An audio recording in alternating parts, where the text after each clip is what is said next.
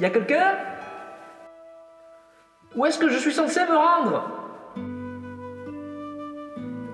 Bon, visiblement, il ne répond plus. Ce que nous allons faire donc, c'est nous rendre au Jurassique. Comme ça, je pourrais vous présenter un dinosaure qui fait partie des plus petits à avoir existé sur notre planète, Compsognathus.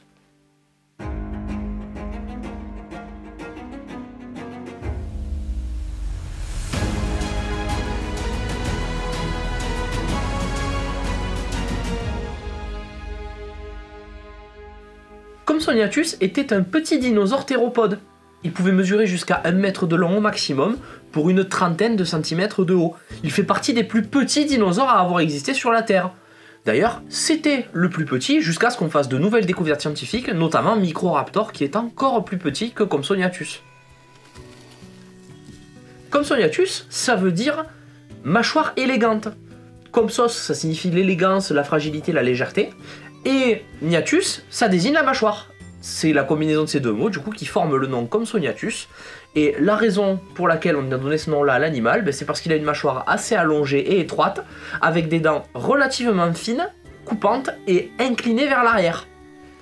Ces dents, elles servaient très probablement à Compsognathus à attraper de petits animaux, soit de petits reptiles, soit carrément de petits insectes ou d'autres petits animaux. Compsognathus, il sera décrit en 1859 par Johann A. Wegener. Il faut savoir que le spécimen avait déjà été découvert par un physicien qui l'avait gardé dans sa collection. Cela dit, les premières descriptions qui sont faites de Compsognathus représentent un lézard et non pas un dinosaure. Il faudra attendre que Huxley vienne réexaminer le fossile et que sur les conseils d'Edward Drinkerkopp, que vous connaissez si vous avez vu la vidéo sur la guerre des os, il viendra du coup donner ses conseils et expliquer que Compsognathus est peut-être un proche cousin d'Archaeopteryx. Et c'est comme ça qu'il sera rapproché des dinosaures. Cette évaluation, elle sera ensuite confirmée par le grand rival d'Edward Drinkerkopp. Je veux bien sûr parler d'Othoniel Marsh. Et c'est comme ça que Compsognathus du coup sera catégorisé comme un dinosaure théropode. Compsognathus, comme je vous le disais, il sera découvert en 1850 en Bavière, mais il sera aussi découvert en France un petit peu plus tard, puisqu'un spécimen sera découvert près de Nice en 1971. Étant donné la ressemblance entre Compsognathus et Archaeopteryx, on pourrait se poser la question légitime de savoir si Compsognathus avait des plumes ou pas. On a des fossiles très bien conservés d'Archaeopteryx et de Compsognathus. Sur les fossiles très bien conservés d'Archaeopteryx, on peut observer les plumes et les voir à l'œil nu. Chez Compsognathus, aucune plume n'a jamais été observée. Donc pour l'instant, on ne peut pas déterminer si Compsognathus en avait ou pas. Cela dit, en tant que petit dinosaure, c'est une possibilité à ne pas écarter. Comme je l'ai dit tout à l'heure, pour observer Compsognathus, nous allons devoir nous rendre au Jurassique. Mais pas n'importe où, nous allons nous rendre quelque part entre le sud de la France et la Bavière, sur une des îles qui composent l'archipel européen. Puisqu'il faut savoir qu'au Jurassique, à l'époque de Compsognathus, l'Europe est composée de plein de petites îles. Et ça, on en a des preuves, notamment au niveau des fossiles.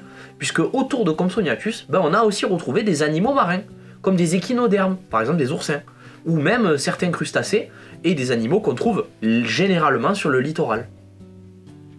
Allons-y.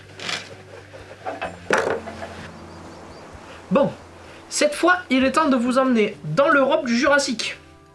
Il faut que je fasse attention avec les coordonnées, parce que si je me rate sur les calculs, je risque d'atterrir dans les océans et de me faire manger par un monstre marin. Ce que je préfère éviter.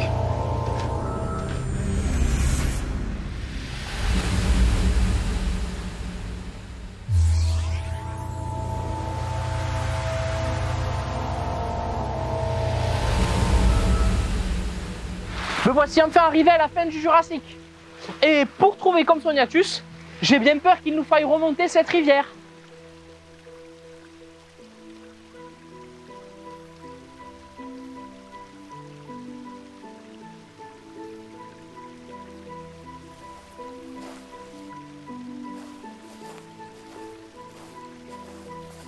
Je sais pas ce qui s'est passé par ici, mais il y a énormément d'arbres endommagés. Soit il y a un très gros dinosaure qui est passé dans le coin, soit il s'est passé quelque chose. Je crois qu'on doit être au début de la saison des pluies et visiblement au lendemain d'une véritable tempête. Wow.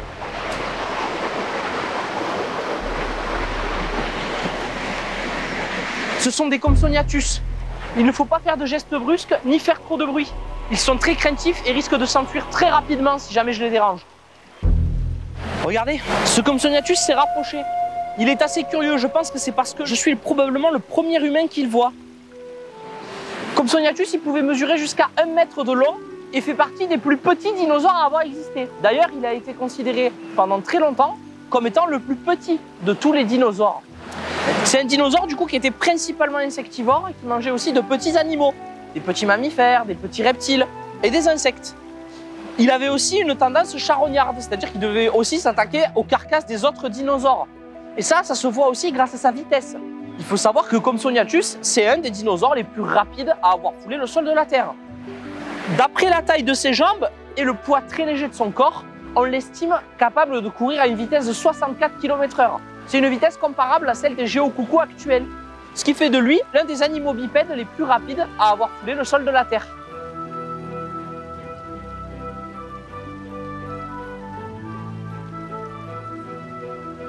La longueur de la queue de Compsognathus, elle fait quasiment la moitié de son corps. En fait, c'est tout simplement pour l'aider à s'équilibrer, notamment lors de ses courses rapides et au moment où il va utiliser son agilité pour s'échapper et fuir ses prédateurs. On peut peut-être faire une expérience avec un de ces Compsognathus. Regardez, ce Compsognathus ne m'a pas encore remarqué. On va faire une petite expérience pour savoir à quel point il est vif. Vous voyez, il est beaucoup trop rapide pour moi. Compsognathus, il vivait dans l'Europe de la fin du Jurassique.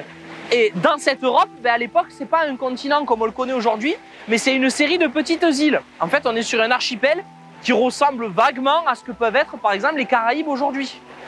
Et donc, sur ces petites îles, on retrouve des animaux comme Compsognathus. C'est comme ça qu'ensuite, il se fossilisera et qu'on le retrouvera plus tard en Bavière. Vous devez sûrement vous imaginer que ces Compsognathus vivaient en groupe, très organisés et chassaient en équipe. De ce que nous en savons actuellement, il n'y a pas de preuves qui viennent souligner ces comportements. On suppose donc que ces animaux vivaient seuls, mais qu'ils étaient relativement nombreux dans le milieu dans lequel ils vivaient. Et donc ça pouvait arriver que des Compsognathus se croisent, un peu à la façon de certains lézards modernes, qui vivent dans les bois, dans des secteurs assez restreints parce qu'ils sont petits, et donc ont tendance à très souvent se croiser. Bon, il va être temps pour nous de rentrer sur le Temporis et de dire au revoir à ces Compsognathus. J'espère, cela dit, que j'ai quand même réussi à remonter suffisamment loin dans le passé.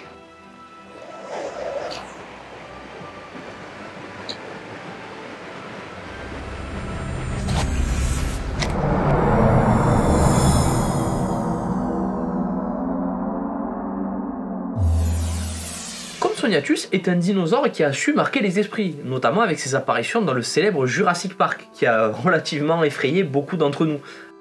Et pour le découvrir, ce que je peux vous suggérer, c'est tout simplement de prendre le numéro 18 de Dinopédia Découverte, qui lui est consacré, et dans lequel il a une double page et un magnifique poster. Merci d'avoir regardé la vidéo, j'espère qu'elle vous a plu. Si c'est le cas, pensez à la partager, à la commenter, à laisser un j'aime, et à vous abonner à la chaîne. Au revoir.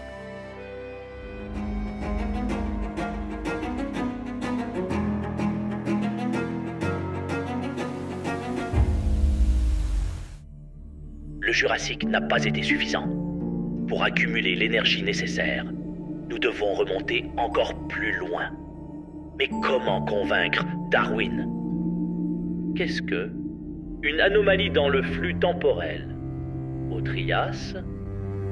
Cela pourrait être exactement ce dont nous avons besoin. Mais c'est aussi dangereux. Je dois alerter Darwin, lui faire comprendre. Ce n'est pas seulement une question de curiosité cette fois. C'est une nécessité.